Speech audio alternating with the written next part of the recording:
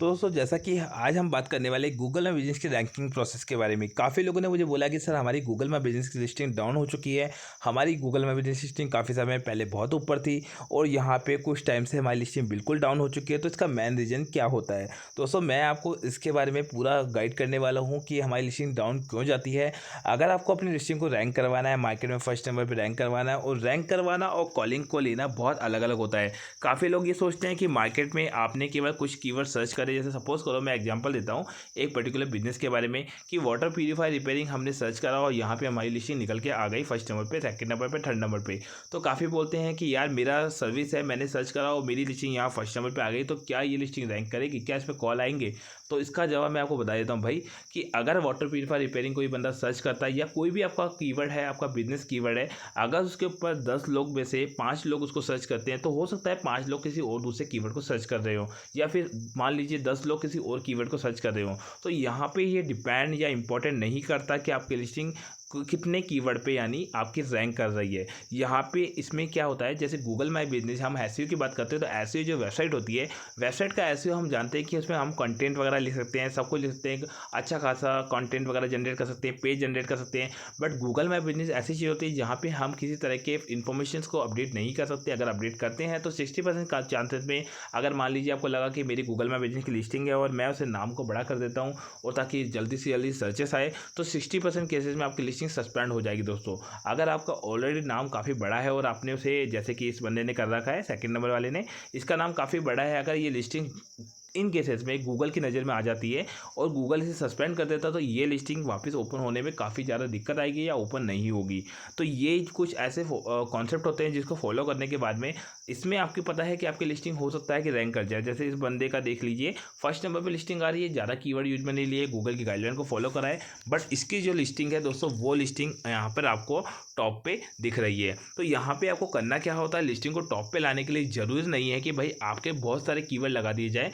आपके जितने कीवर्ड अभी लिस्टिंग के ऊपर है उसी कीवर्ड्स के ऊपर भी आप अपनी लिस्टिंग को रैंक करवा सकते हैं। इसका सबसे इंपॉर्टेंट रीजन होता है कि आपको अपने बिजनेस को ऑप्टिमाइज करना होता है। अब ऑप्टिमाइज में क्या होता है दोस्तों, यहाँ पे जरूरी नहीं है कि आप 50-50, 100-100 रिव्यू करवाए। जैसे आप देख पा रहे हैं यहाँ पे इस बंदे के 9 रिव्यू है, इस बंदे के 15 रिव्यू, इस बंदे के 3 रिव्यू है।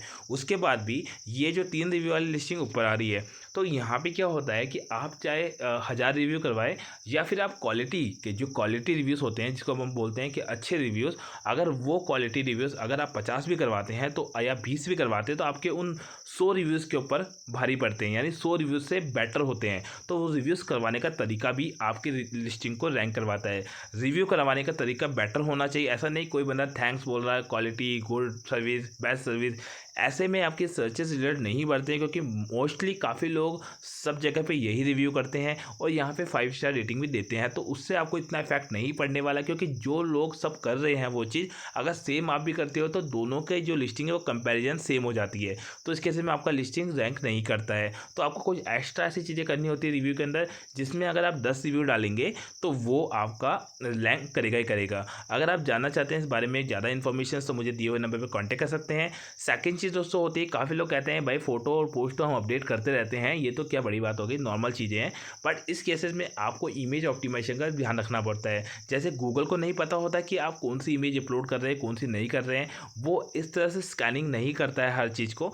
यहाँ पे आपको इमेज के ऊपर भी कीवर्ड लगाने होते हैं, इमेज को ऑप्टिमाइज करना होता है। अगर एक प्रोफेशनल मार्केटर है, अगर अपने बिजनेस में आप टाइम देना जानते हैं या टाइम देते हैं, तो इस केसेस में आप अपनी लिस्टिंग को ऑप्टिमाइज करिए। इसके ऊपर मैंने वीडियो बना रखा है, आप सर्च कर लीजिएगा इमेज ऑप्टिमाइजेशन के बारे में, आपको मिल जाएगा, वरना चैनल को सब्सक्राइब कर लीजिएगा ताकि आपको पूरी इन्फॉर्मेशन मिल जाए।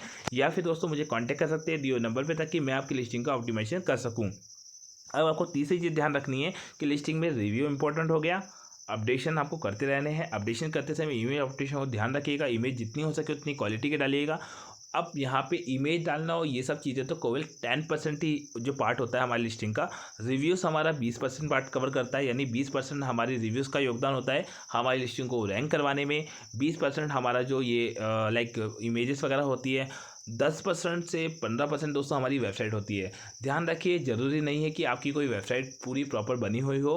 गूगल की अगर फ्री वेबसाइट है तो उसके अंदर कंटेंट डालना बहुत इंपॉर्टेंट है। काफ़ी लोग क्या करते हैं, गूगल माई बिज़नेस की वेबसाइट जो होती है उसको तो ले लेते हैं, बट गूगल माई बिज़नेस की वेबसाइट में कुछ काम ही नहीं किया होता, ना ही कुछ कंटेंट डाला होता, जिस वजह से आपकी लिस्टिंग रैंक नहीं कर पाती है।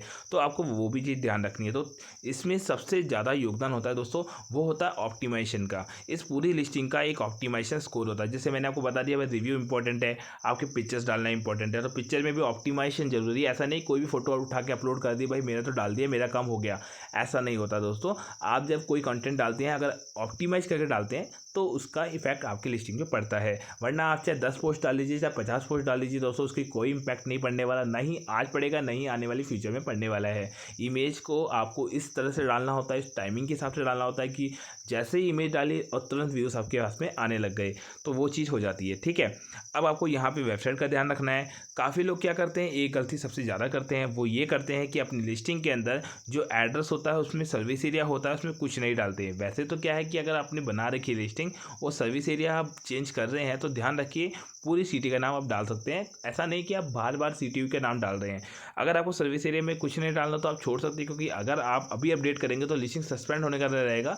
तो इसको अपडेट करने से पहले थोड़ा सा आप किसी प्रोफेशनल मार्केटर से या फिर मुझसे कॉन्टैक्ट करके पूछ सकते हैं, या मैं आपको बेटर सजेस्ट कर सकता हूँ अकॉर्डिंग टू आपकी लिस्टिंग के हिसाब से। क्योंकि आपकी लिस्टिंग में थोड़ी सी भी दिक्कत आई, अगर आपकी लिस्टिंग इस गूगल गाइडलाइन को फॉलो नहीं कर रही होगी, जैसे मैं आपको एग्जांपल बता देता हूँ, जैसे ये लिस्टिंग सेकंड नंबर पे है, अगर ये बंदा अपनी लिस्टिंग में अपडेट करने की सोचता है तो मैं तुरंत मना कर दूंगा, बिकॉज इसकी लिस्टिंग में जो नाम लिखा हुआ है वो इसके बिजनेस का बैनर हो ही नहीं सकता। इसकी लिस्टिंग रैंक कर रही है बिकॉज इसने अपनी लिस्टिंग कैसे भी करके बना ली। अब गूगल की गाइडलाइन में तो इसके अच्छे कॉल आ रहे होंगे, बट देखा जाए तो ये लिस्टिंग बनी हुई है, इसमें कोई गूगल अगर सस्पेंड हो जाती है तो ओपन नहीं करेगा। ये बंदा अगर चेंज करता तो हो सकता है इसका बिजनेस पिक्चर हो, सब कुछ हो, और गूगल इसको देखेगा तो ओपन करने के चांसेस बनते हैं। तो आपको यहाँ पे इस चीज़ को ध्यान रखना है कि हर लिस्टिंग में अपने चेंजेस नहीं करने हैं, आपको प्रॉपर रिव्यू करवाना है, जैसे कि अकॉर्डिंग टू कीवर्ड। आप यहाँ पे जो इमेज डालते हैं वो हाई क्वालिटी की होनी चाहिए, एक रेशियो होता है जो गूगल को फॉलो करता है, उसको डालना चाहिए।